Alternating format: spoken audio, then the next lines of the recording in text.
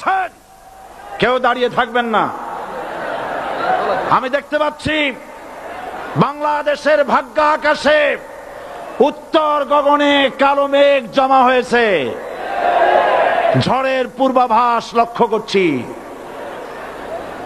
যদি মোকাবেলা করতে না পারেন সক্ষম ভাবে, এমন অন্ধকার গাঢ় কালো অমাবস্যার রাত আসতে পারে যার সুবে সাদেক হওয়া অসম্ভব। সুতরাং আপনারা কি কাপুরুষের মতো কাফের মুশরিকদের গোলামি করে মরতে চান? বিড়ালের মতো 500 বছর বেঁচে থাকার কোনো লাভ নাই। সিংহের মতো 1 ঘন্টা বাঁচতে চাই। আমাদেরকে বলা হয় সাম্প্রদায়িক উস্কানিমূলক কথা নাকি আমি বলি। পত্রপত্রিকা